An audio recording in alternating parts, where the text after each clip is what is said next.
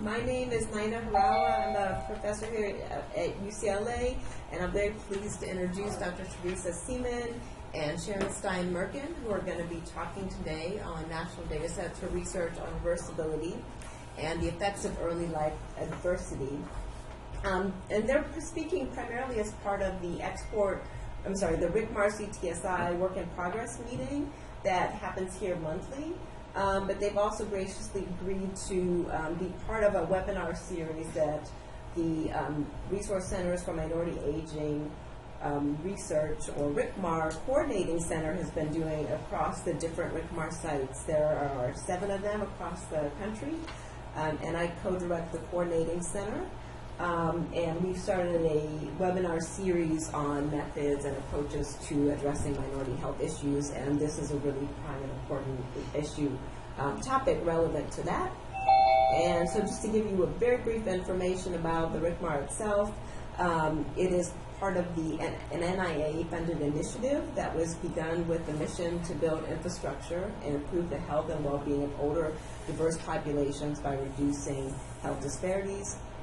At the Coordinating Center, we work to disseminate RCMAR processes, tools, and results to actively demonstrate the impact of the RCMAR centers on the health of minority elders in the population of the U.S., as well as to encourage other people to use these resources in their own research.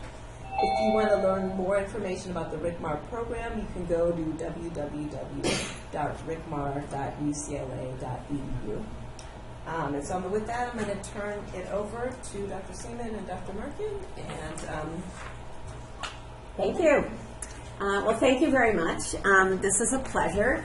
I thought I would start by just letting you know this is a presentation that draws heavily on a presentation that Sharon and I did as part of a RCMAR workshop at the International Aging Association of Gerontology and Geriatrics, the IAGG, last summer. Where RCMAR sponsored a workshop on reversibility.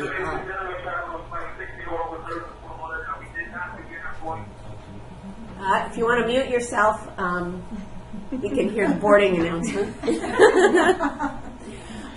So this was a talk that we did at the meeting that was a workshop sponsored by RCMAR, focused on issues around understanding reversibility of how early life adversity impacts adult health later in life and what we might be able to do about it later in life to try to reduce those risks. And Sharon and I had been asked to do a presentation trying to highlight for members of the audience what kind of data sets are out there that could potentially be used to address questions if you were interested in trying to understand how early life influences impact adult health, and in particular how you might be able to do that in data sets that had minority population representation. So people interested in questions like that. We were asked to do this talk, but also asked to also kind of expand the information about national data sets to also talk about data sets that may not have a lot of information about early life adversity, but that are either representative of more multi-ethnic kinds of populations and that have good health data. So if there were people who were interested maybe in other questions related to minority aging, not so much about early life. So this is kind of an amalgam of those two efforts. But so I'll start out talking a little bit about the early life adversity, and then Sharon's going to talk about some of the data sets, and that will include both ones that do include early life assessment and then some that are a little less rich in that respect. So the various data sets that we're going to be talking about today include a range of different data sets that reflect national samples here in the U.S. Sorry, Eileen, no international. It's Midlife in the U.S., or MIDAS, the Multi-Ethnic Study of Atherosclerosis, MESA, Coronary Artery Risk Development in Young Adults, CARDIA, the Health and Retirement Study, HRS, the Hispanic Community Health Study, or the Study of Latinos, SOL, and a little bit about the NHANES available data. So interest in looking at how early life adversities might influence adult health really got stimulated by work that Felitti and his colleagues did back in sort of the mid-90s, when they mailed out a standardized questionnaire to a bunch of people who were members of the Kaiser health plan, And they asked about a variety of different kinds of possible exposures that people might have had as children. So these were asking people who were adults to report about what happened to them as a child. And then they looked at how those reports about childhood experience related to what they were seeing for these people in terms of their health outcomes in adulthood.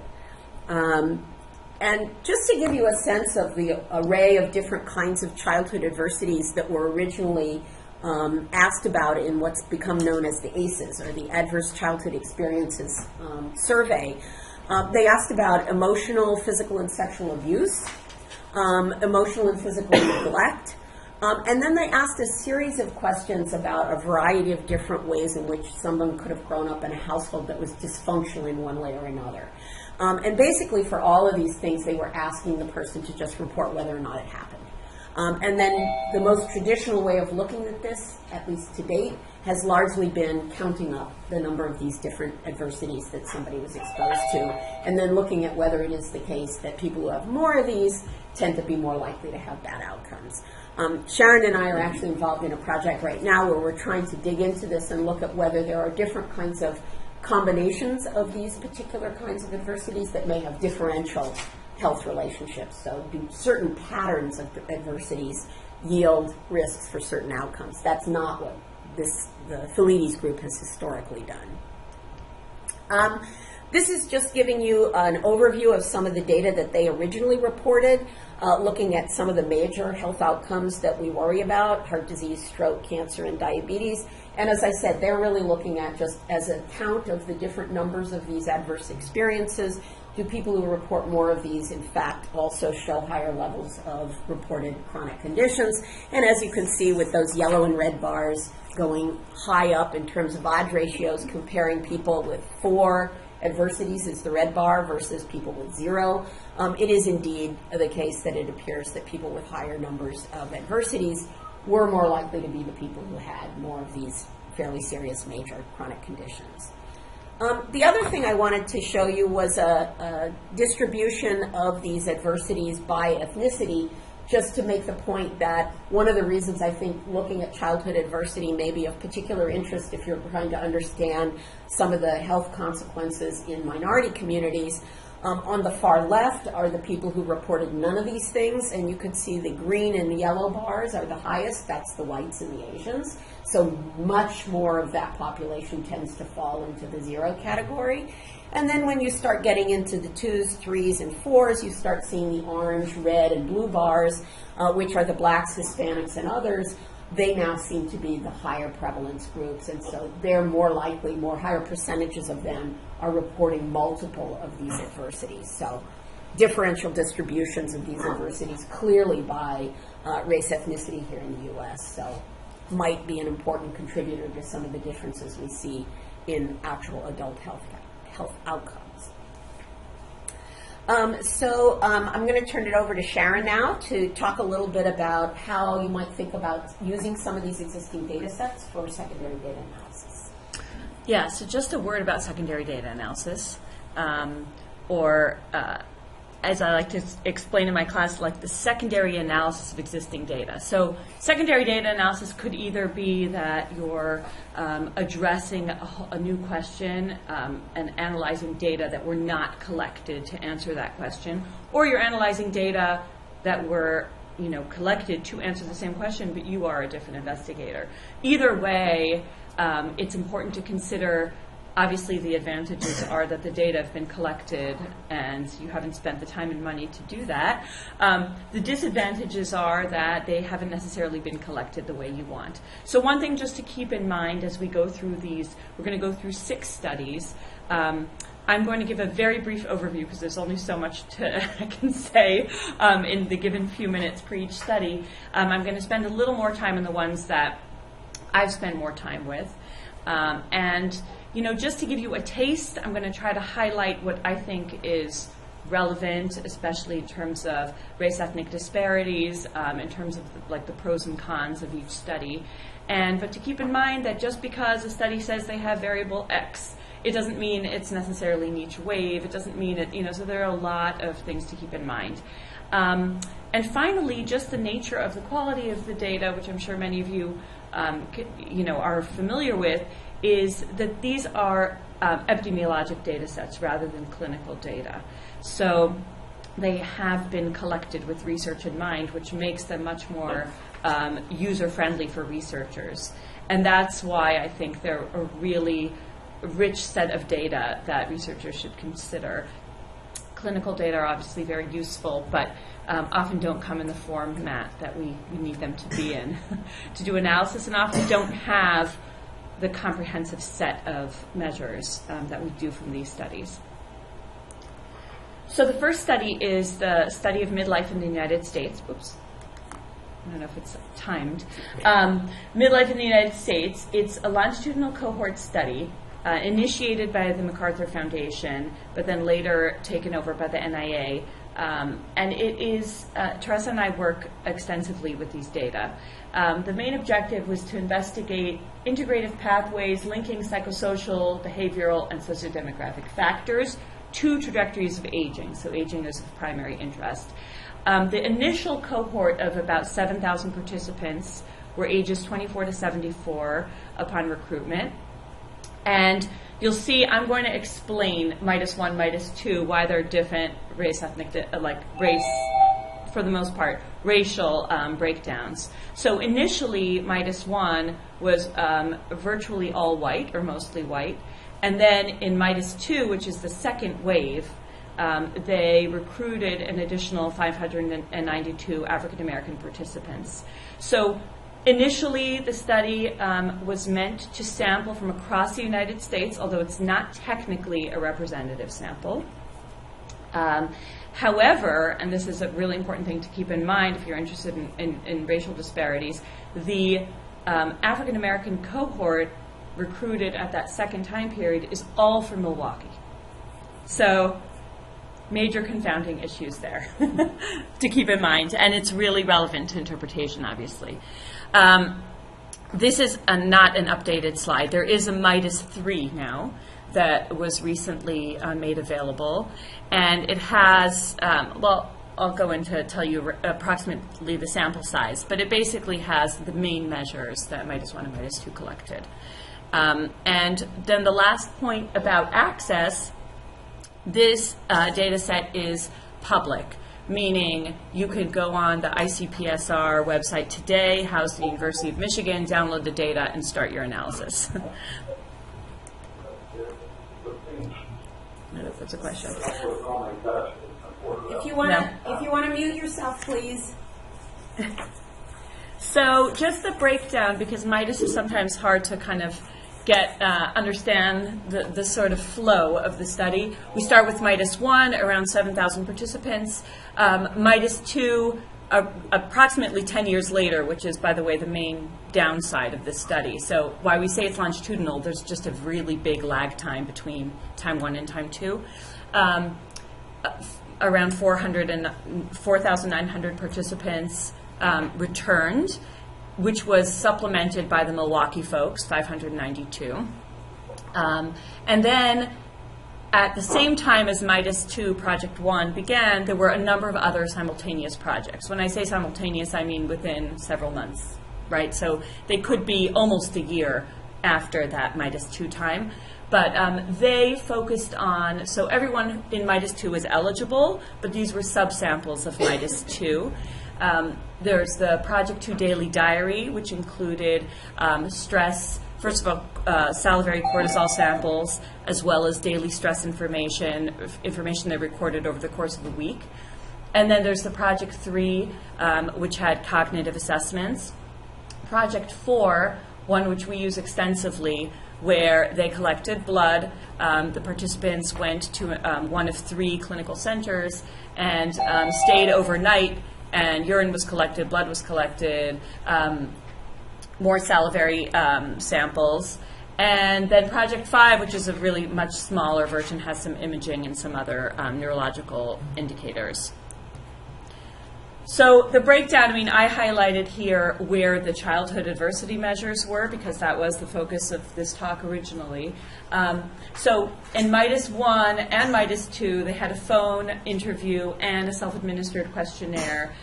One of the really unique things about MIDAS is it's extremely rich in psychosocial measures and biology, and that's something very, very unique to biology data sets, as you'll see later on.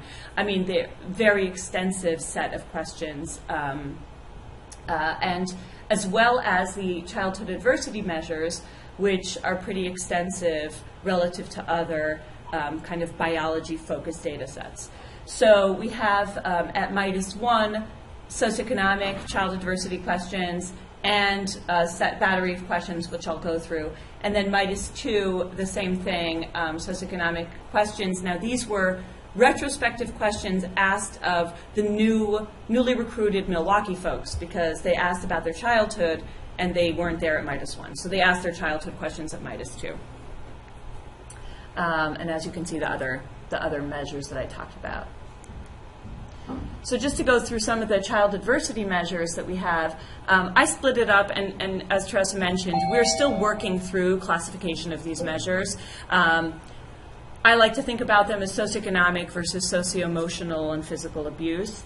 And so here the breakdown is the socioeconomic questions. They were asked about parental education, if the family was ever on welfare, what their perceived financial status was compared to others, again, when they were children, so under the age of 18. And then they were asked at MIDAS 1 a whole battery of questions from the CTI score, which is the conflict tactics inventory, and then the CTQ score as a whole. CTQ is a whole nother set of questions asked at P4. So again, these are all retrospective of their childhood, but they were sort of asked at different points in the study depending on when these were introduced. And they're slightly different. The CTI scale identifies specific family members who may have perpetrated the abuse. The CTQ scale asks more detailed questions about the abuse, but does not necessarily distinguish family members. So, you know, they're somewhat different. Okay, any questions before I go on to the next study? Any MIDAS-related questions?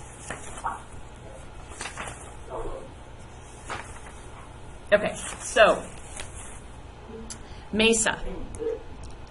MESA is an NHLBI-funded study, and it is a longitudinal cohort study. I would say more longitudinal than MIDAS in that there are quite a few visits from the beginning. So baseline started at the year 2000, and about every year and a half, with slightly bigger jumps between exam 3 and 4 and 4 and 5, there were additional visits. And actually right now they are currently finishing exam 6. So we have one additional exam.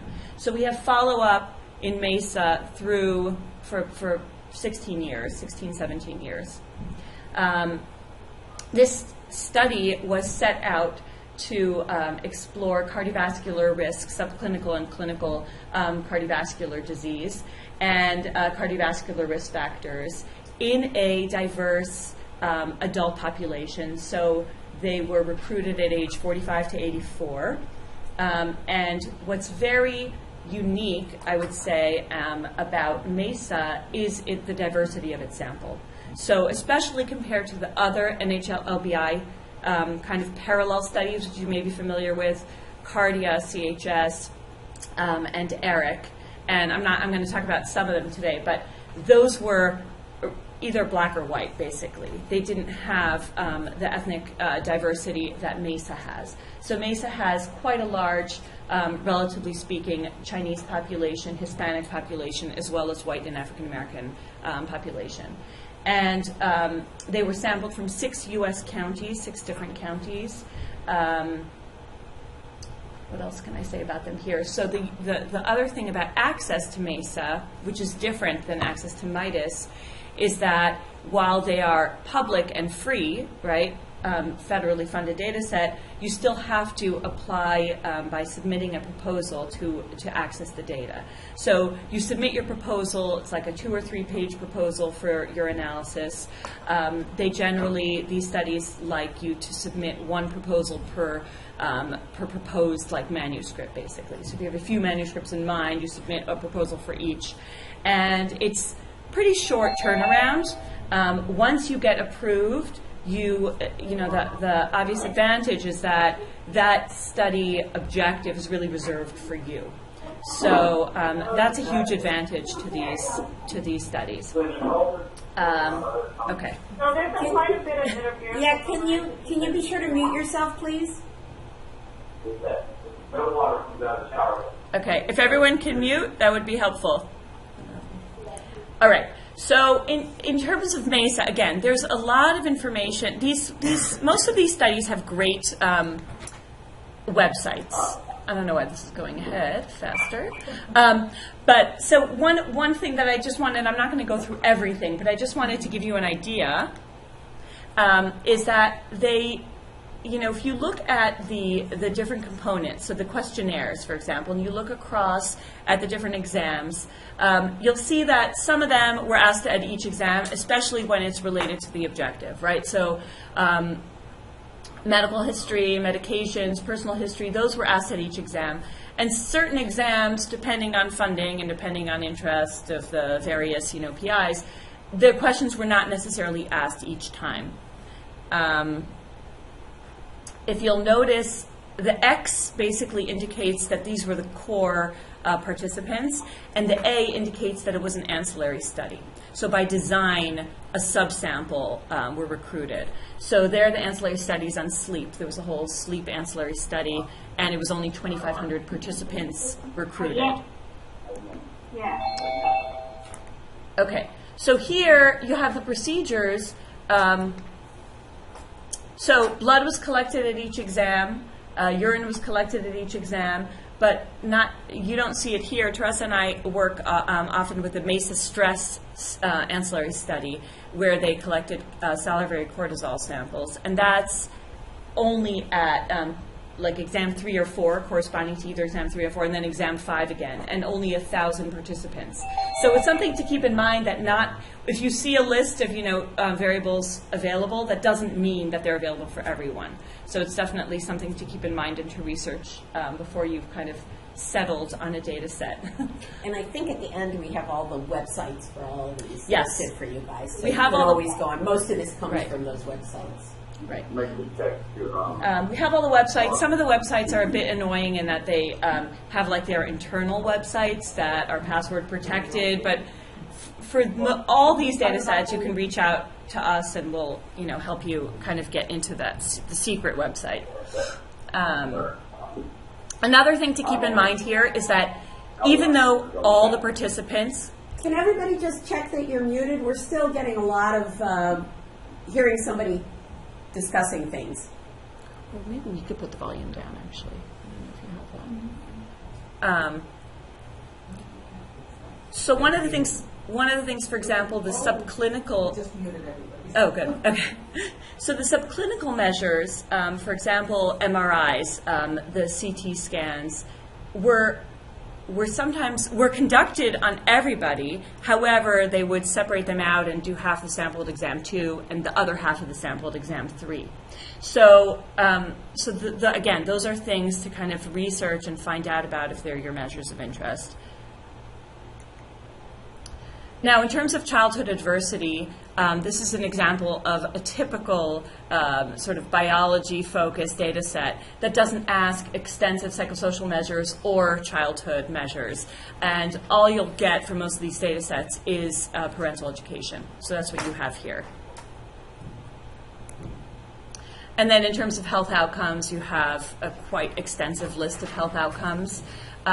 One thing that I wanted to note here is even though the MESA Coordinating Center, they abstract out, like they are looking for cardiovascular events. So there are two sets of follow-up. One is visits, when people come to visit, and the other is a more passive surveillance of following up for any hospitalizations, any procedures, any medical records, and that's whether or not the participant returns for the visit, unless, of course, they distinctly opt out of this study. So one thing to mention here is, while the MESA Coordinating Center can provide you with incidents of, MIs or incidents of stroke, it doesn't mean they don't have the other hospitalizations available. Those are all there. And I think often people don't realize this. So, for example, I'm working on a study, we're doing this with Eric, but it's relevant in MESA, where they're interested in incidents of pneumonia. So we have those. We have the ICD-9 and 10 codes, and we've asked them to pull out the hospitalizations for that particular event, even though they're not interested in it. So it's something to keep in mind when a study has, collected, is monitoring all hospitalizations. Those are all up for being assessed. And that's really important. So don't shy away from, the name, the cardiovascular name in the title. Okay, any MESA questions? I don't know why this does this. Art, it's pops ahead. All right, so I think it's timed maybe. All right, so the Cardia is very similar to MESA in its setup. It's a coronary artery disease risk development in young adult study. It was designed, again, funded by NHLBI, designed to sort of be parallel to the other studies, but to recruit people at younger ages at baseline. So they recruited individuals ages 18 to 30, and that's what makes this data set really unique. About 5,000 participants. And then the other, so they don't have the ethnic diversity of MESA. It's basically white or African American. But what's interesting here is that they've sampled so that it's half white and half African American. The other characteristic of Cardia that I think is really interesting because I look at socioeconomic disparities is that they also sampled so that they are half sort of low socioeconomic status and half high socioeconomic status, which is, here defined as education, low or equal to complete high school education, or greater education, greater than high school education. So what's unique to me about this is that we often have the selection bias of those with lower socioeconomic status not participating in studies. And here you've really captured, obviously there are going to be selection biases involved, but it really tries to get at a population that's not usually included, I think. And it's also really interesting to me because I'm interested in the dissonant cells, so those who are low education, a high education in the African American community, the groups that are not usually of high enough number for us to examine. So that's what I think is unique about Cardia. Aside from the fact that we now have, actually, exam 9 is now available, so we have up to 30 years of follow-up. It's a really amazing data set in that regard. So we're starting to see events. Obviously, they're still on the young side, so you're not going to see as many events as MESA or CHS, but you have a lot of risk factors, and you have a lot of the subclinical measures. And they were recruited in a similar way from 4 U.S. counties. And again, the access is similar to MESA in that it's a proposal that has to be approved, and then you obtain the data and also reserve your little objective or study of interest. What's great about that too, by the way, is that they will link you up to people and researchers who are doing something similar. Which ends up leading to, I think, really important collaborations. So there are a lot of advantages to this method, even though it takes a little bit more time. That actually reminds me, yes, for both MESA and Cardia, sometimes if you submit a proposal, they'll approve it and they'll send you back a note with names of people who are part of the main study team who have an interest. I would highly encourage you always to joyfully accept those people on your project. They always know a ton more than you will about the project. Frequently, they will recommend things that we didn't even know existed. Right. And they'll say, oh, you guys should get the data on blah, blah, blah. And you're just like, oh, I didn't know you had that. They're like, oh, yeah, we have that. Or they'll tell you, no, there's a problem with that variable. Don't use that. So you frequently will get people who might want to join. it's usually really, really beneficial to have them join your group. My experience has been very positive. Right, and that's the other thing. Because of the ancillary studies, there are always these like little pockets of data sets that are not necessarily advertised the same way that the core data set is. And that's why having an in and having someone who's familiar with the data is really invaluable. In terms of childhood adversity, and actually my first pass, I was doing a study, and I was interested in childhood adversity, and all I could find was, of course, parental education.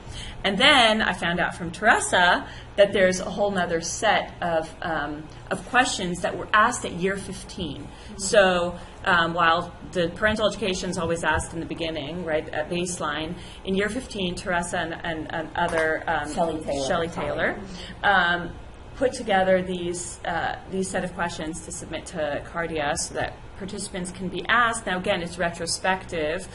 They were already, it was year 15, so their ages 33 to 45 at this point. Still younger than most studies, I think, when they ask these questions, especially cardiovascular studies. And they asked them on, taking components of the Felitti scale and the ACEs scale. And here you could see I classified it in yet another way. And as we experiment with classification methods, we were recently at a meeting where two of our colleagues, Margaret Sheridan and Katie McLaughlin, were explaining how these kind of areas of deprivation and threat are new ways to classify childhood adversity in possibly kind of more specific ways. So rather than, there's a movement away from just lumping the ACEs together in a count. And while I was talking about socio-emotional versus socioeconomic, yet another way within the socio-emotional scales is to think about deprivation and threat. And so that's how I listed them here. But there are essentially 6, and actually there's a 7th question about household management that I didn't put in here.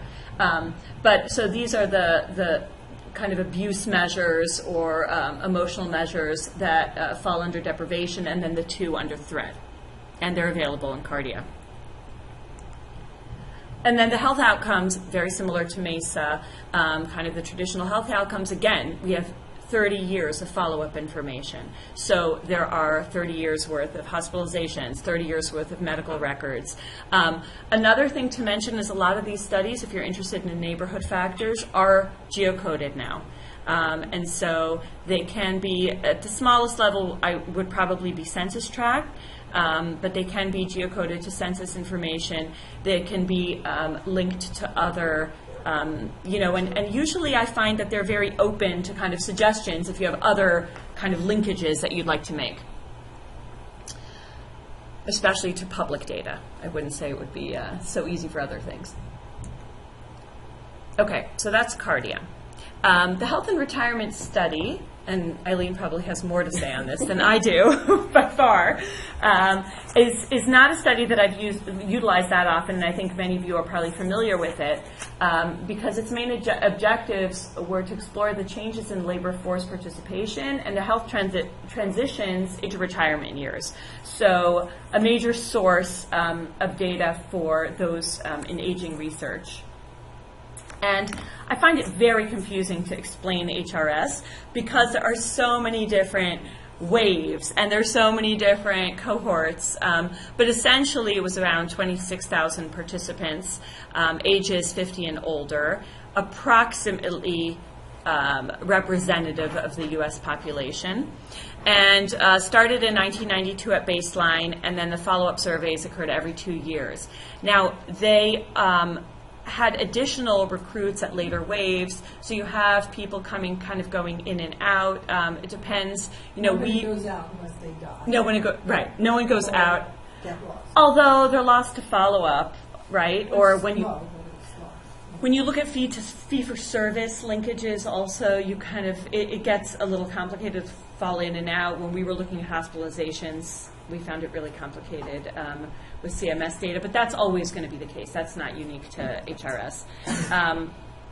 the access is that it's publicly available. And what I wanted to mention, and maybe you could mention other data, but I know that RAND has done really great work in cleaning a lot of these data, making them more user-friendly and accessible, especially to new researchers using HRS. And I believe that's just publicly available on the RAND website, as far as I know. In terms of childhood adversity measures, Alyssa Epple and others have actually recently kind of gleaned through HRS to extract out what has been asked, and they identified 3 areas. One is questions on maternal warmth. The other is lifetime trauma lists, so did these traumatic events occur prior to the age of 18? And the other is a 7-item childhood event history questionnaire. So more questions about parents divorcing, I think, or death, missing school, etc., questions like that. And what's interesting is these are really underutilized. I mean, there are almost no studies that they identified using these. There maybe like 4. I think it was just interesting that they kind of looked at it that way. But there are maybe 4 studies utilizing the lifetime trauma questionnaire, none using the maternal warmth, I mean, at least published studies, and only 1 using the childhood event and in relationship to biomarkers in HRS. So they're really underutilized. I don't know how clean they are. I don't know why they're underutilized. I think they're just relatively new. They're relatively new or lesser known, Yeah, right? I mean, we've been using it. Yeah. Present. Oh, yeah? Have you? Okay. So, But there's also a life history survey that is now has been released from the 2015 wave, and now the I guess there's a 2017 wave that's coming. In addition to these. In addition. and asks about childhood? Yeah, that's the, life. Okay. Oh. Including early Right, years. early. Because sometimes adult data sets, right, won't even ask prior to a certain age, they'll say, or they won't Well, the specify. idea is they'd ask some childhood, Right, and they have extensive 50 plus, right. and the middle was not very well filled in. So a lot of it is filling in the middle, but some of it is going back to early life. Right, Well, these could be used more now, too, yeah. Yeah. right. And then the outcome measures just, span all these areas and more. And again, especially to new users, I find that the RAND documentation to be very helpful in terms of like cross-talking across all the waves, because there are different variable names, there are different variable there are different measures sometimes across waves that they've changed, and so I find that very useful when looking at this. Except that RAND doesn't have Everything. the majority of the survey, so people who start there think the rest doesn't exist. So that Right. is the one problem. So what do they have? They only have starting. They have starting in 92. No, they have all the waves, years. but they don't do all the variables. Right. So they So have they only- selected Right. most commonly used variables. So you'll often run up against the fact that they don't have the follow-up ones or something. So they haven't massaged everything. No. as- No. As much. So like the main covariates, we found it very useful, Yeah, but right, exactly. our outcome wasn't there. Yeah, exactly. Okay, and I'm going to mention 2 other studies. Oops.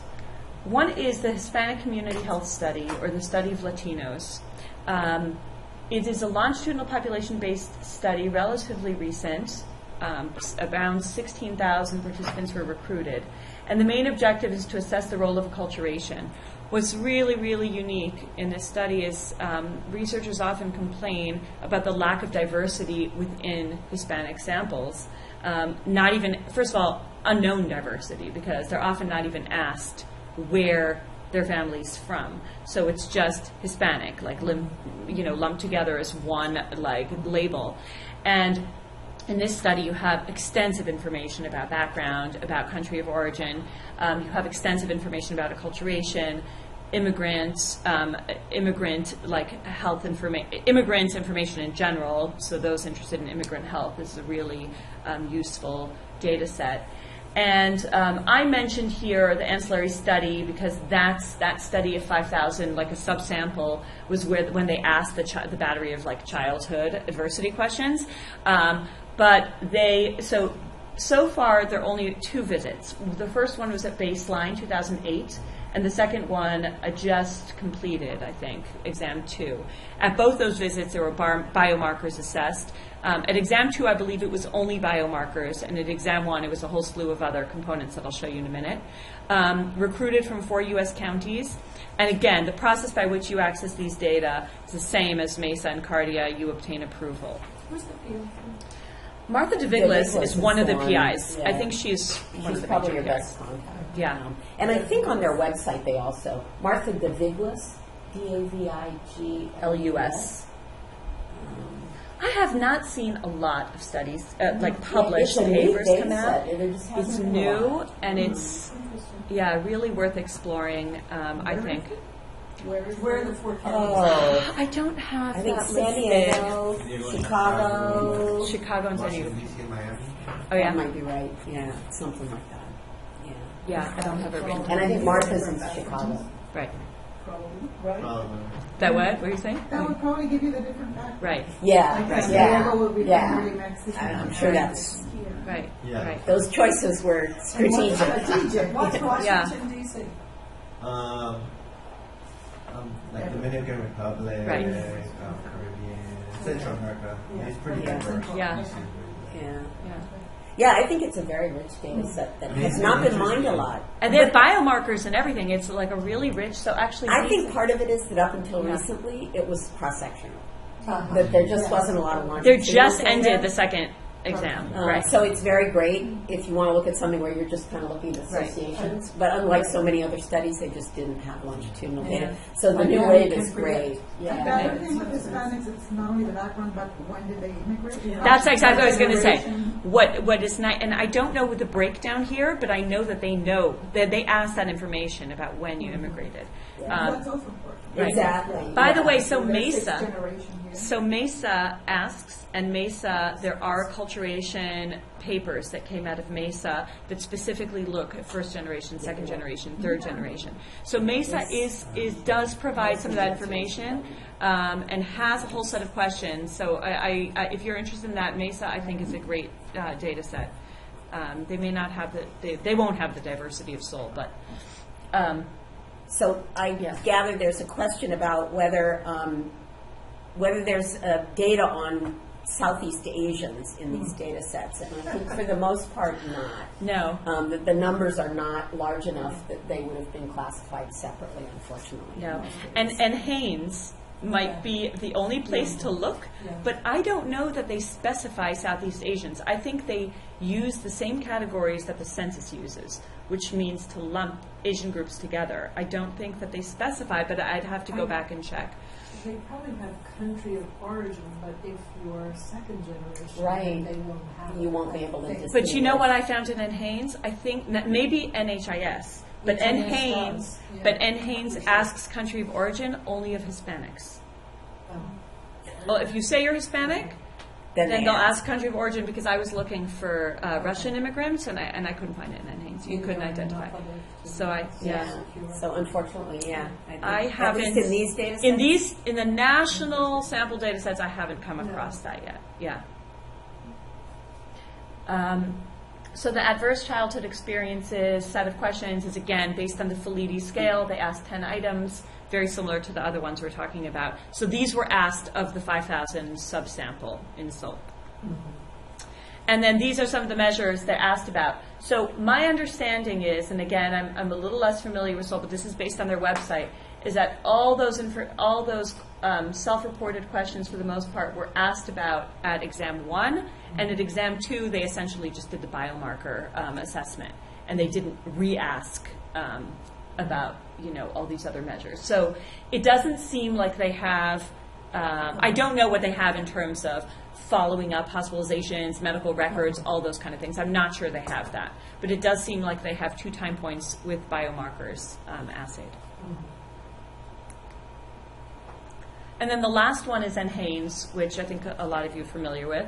the National Health and Nutrition Examination Survey funded by the CDC, a nationally representative sample, if you use the weights and everything, but meant to be nationally representative. Individuals were asked questions, they received physical exams, they attended the MEC exam, which is the Mobile Examination Center, to actually have blood drawn. The first kind of study of this type, there are a few types of NHANES studies, was done in 1988 to 94 over the course of 6 years. And then after 99, it was done in 2-year waves. Okay, the thing to keep in mind here is that these are not longitudinal. This is cross-sectional. They're not the same people that are assessed at every 2-year waves. Although, on the other hand, every 2 years, you have 10,000 participants that participate. So it's a very rich set of data, and you can assess trends and all those other things over time, but they're not truly longitudinal.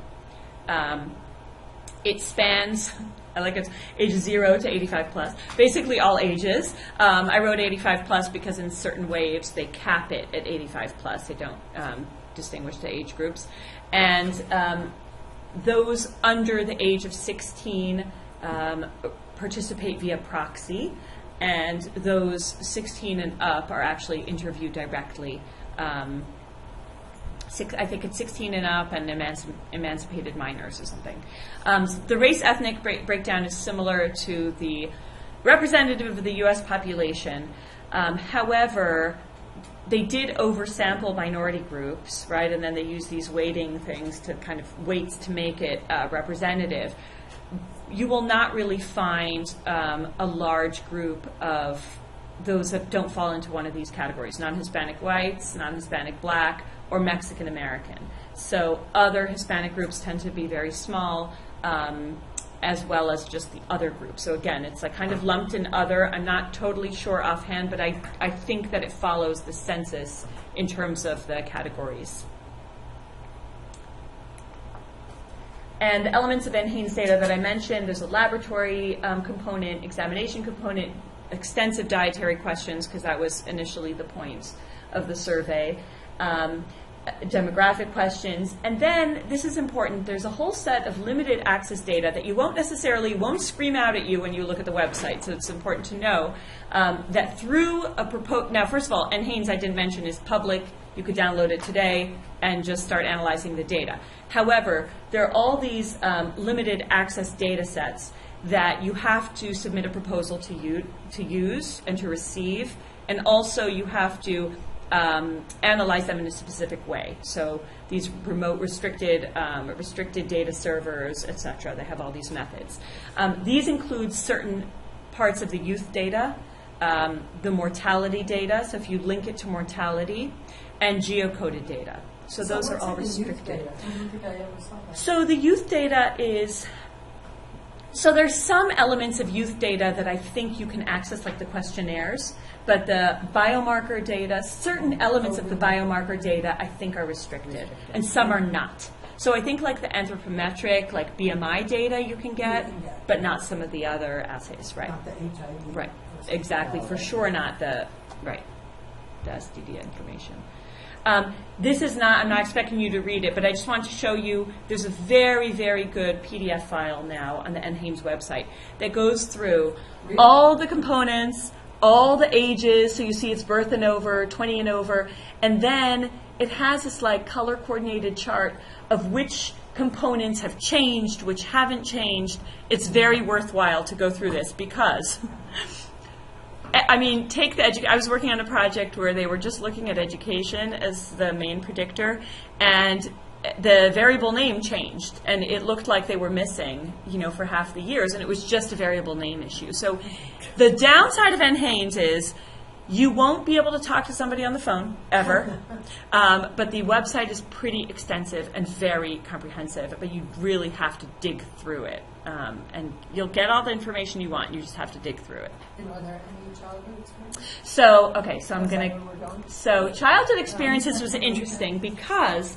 I could not find, and granted, like this is something relatively new, new area of research for me, so I haven't spent, I haven't actually analyzed NHANES with regard to childhood experiences, but I could not find any retrospective questions asked of adults. I could find questions asked of children via their proxies, right? So they're not going to ask about abuse. I don't think you'd get great data asking their proxy about abuse.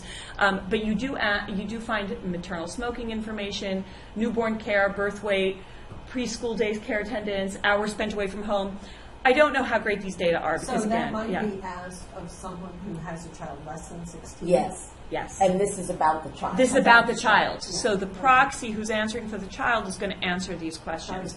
So if it's the mother, I'm not sure how great information you're going to have on maternal smoking or any of these things, really. I mean, Probably better if it's the mother. right, Right. better, right. I mean, so I mean, there's obviously major conflict of interest here, Right. which, by the way, is a problem anyway. When we there's a whole slew of issues that come into play when assessing early childhood adversity.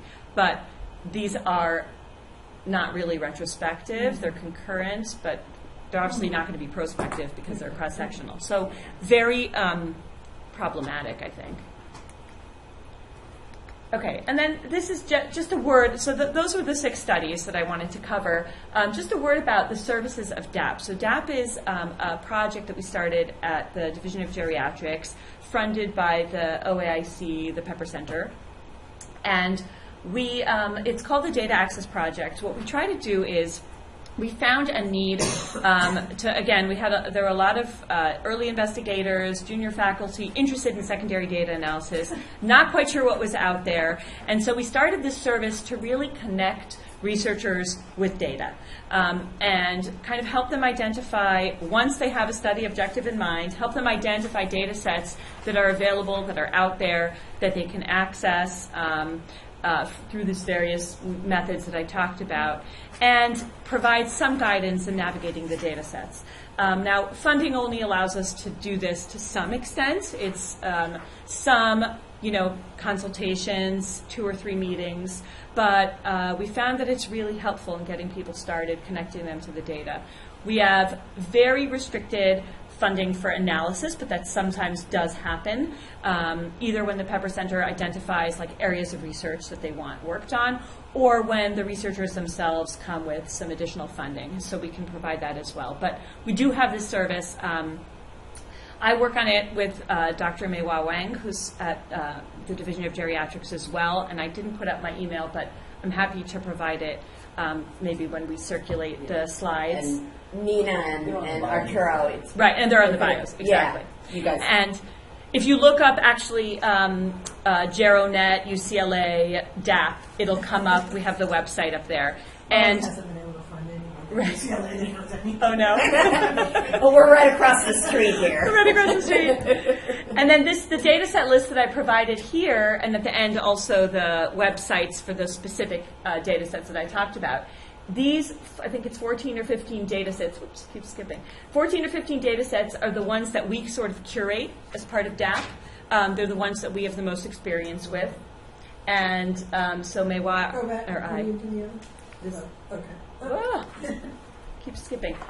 So those are, most of those I talked about. In addition, we have Eric. The rest I talked So about. you've had a lot of experience yourself with cardiac. Yes. Yes. And Mesa. Yes. Yeah, and all the data sets listed here, either Sharon or Mei-Hua has worked with them a lot and knows how to get access, knows how to help figure out whether the data you might want are actually in there, and that's a good choice. That's good. And in a minute, we wanted to open the floor to get some Yeah. thoughts from people on possible areas you might be interested to think about what data sets we know that might be helpful. Right. Right. Yeah.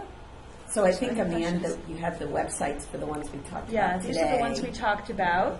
Again, they're great websites, some better than others, and some are a little harder to navigate than others. So if there are particular questions you still have, we can also connect you to the right PI at the studies, which is really useful. And I found even studies that I'm not so involved in are usually really receptive to questions, and they want their data utilized and analyzed. So it's, a win-win for everybody. So So that's I it. think Any we questions? wanted to just open it up and take questions, or also if you have a research topic you're potentially interested in, to let us know, and Sharon and I can see if we have thoughts about whether any of the data sets that we know about, either the ones that she really talked about today or some of the others on the DAC list, might be ones you would want to consider. So we'll open it up and take questions. Hi, I have a question. Yes. Hi, yes. My research focuses on children with sickle cell disease, so I was wondering if any of the data sets, my first question is, are they broken down by chronic disease diagnosis? And I'm particularly interested in determinants of lung disease in sickle cell. Yeah, it's a good question. They don't ask. So most of these data are retrospective, right? So they're adults and they're asking them about their childhood experience, but none that I've seen of these ask about their childhood diseases. So we don't know if they've had it now. And Haynes might be the only one that does ask about current.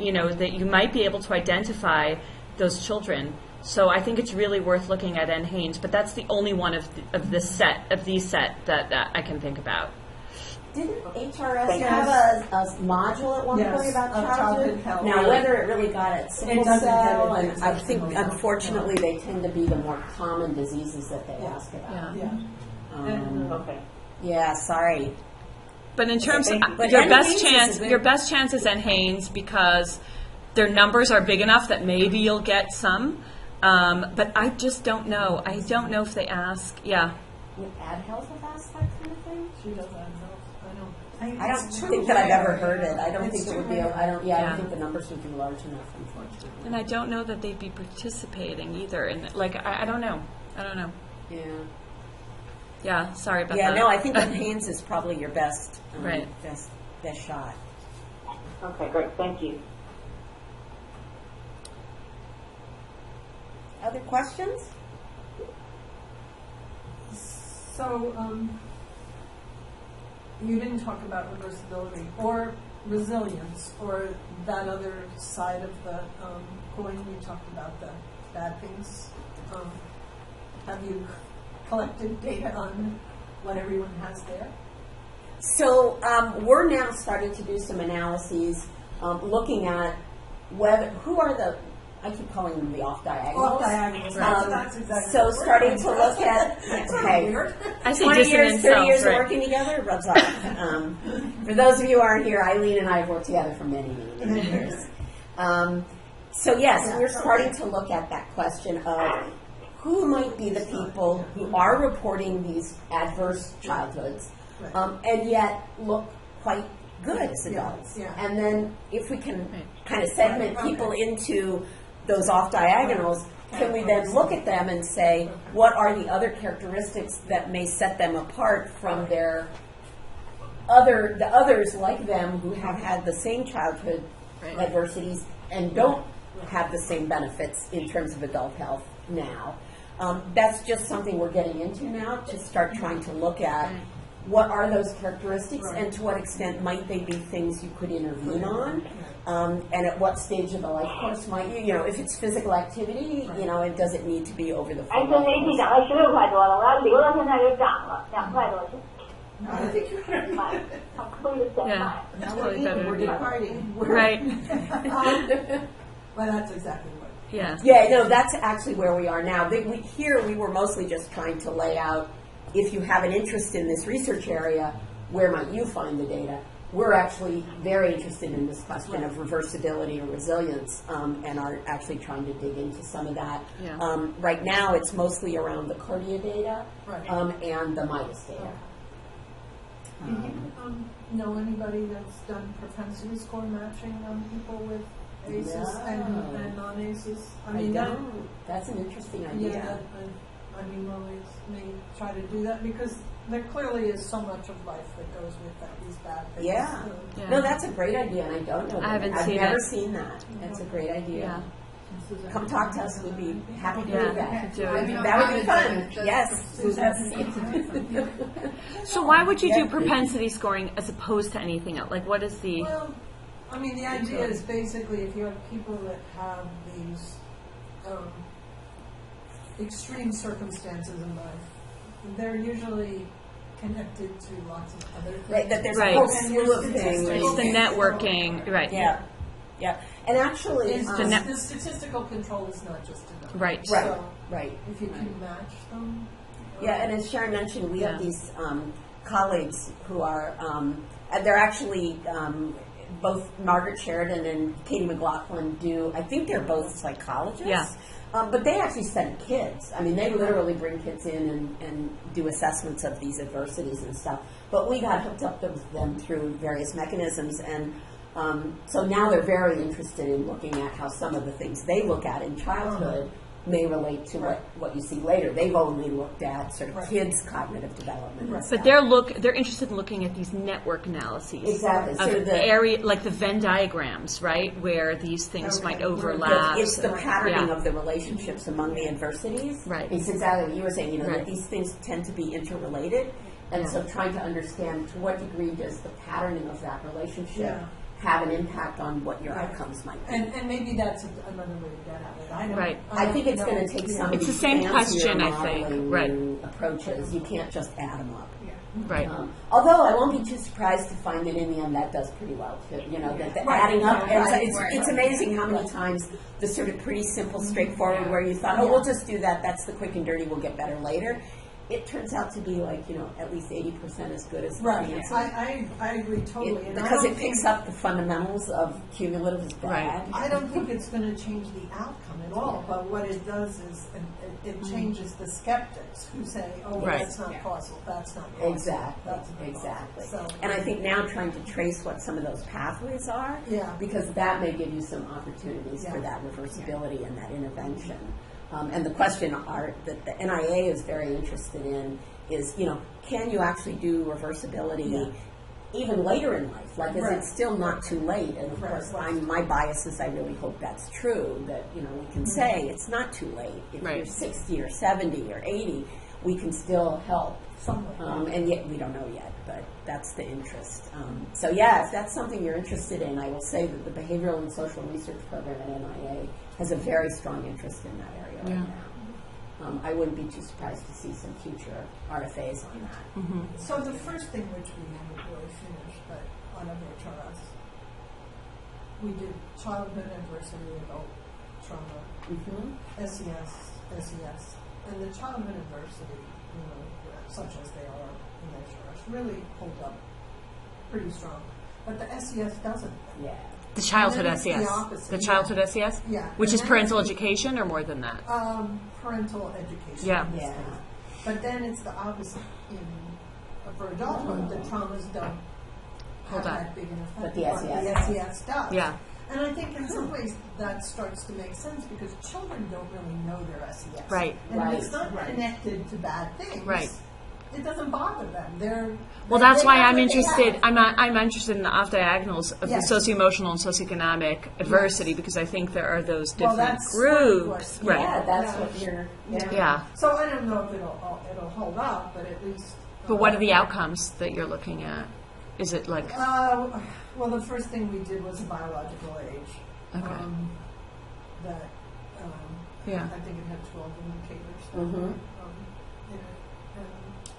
And you're right because when we've looked at chronic diseases and cardiovascular risk factors, childhood SES rarely matters. Like it's their adult SES. Well, and I was thinking But- childhood SES would be the whole story. Right. And then Right. I thought once you control for all the bad things Well, we don't- that right. are connected to childhood That's what we SES, don't then it doesn't have. matter that Right, much. And right. then- So Yeah. that was sort of. But it's interesting because in MIDAS we did a piece looking and comparing, like you guys were doing, childhood SES and childhood adversities, like the Yes, more yes. socio-emotional Right. stuff, Yeah. related to adult allostatic load. Right. And the socio-emotional stuff was independently related, Right. Right. even after you control for childhood and adult SES. That's the same thing. And I was really shocked at just Right. how powerful that was. Yeah. I mean, that really tells you there's something there, and Right. it has a long, Right. long Right. arm, unfortunately. Well, we have this very tiny sample in HRS Mm-hmm. for which we have epigenetic Mm. markers, and it's only 110.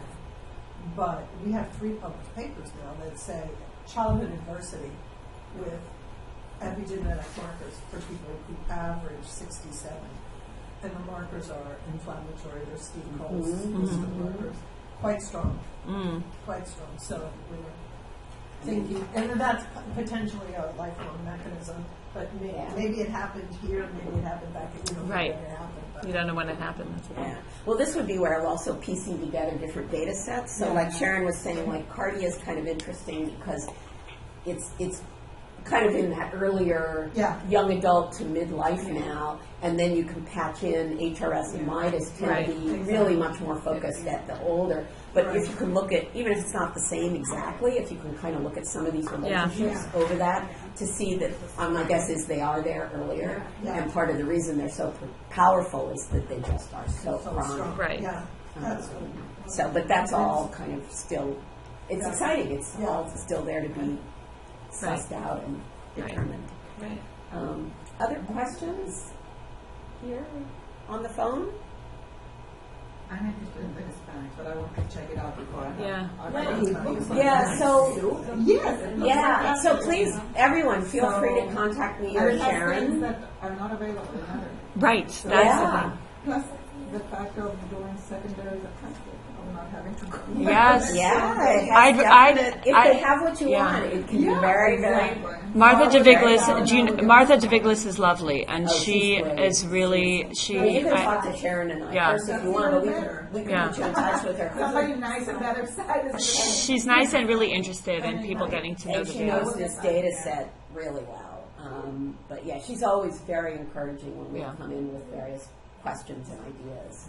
And I think they're eager to have people use the data. Oh, thank you. Thank you. Glad it's helpful. Everyone, please feel free to get in touch if you have further questions or want to get, guidance about possible use of various data sets.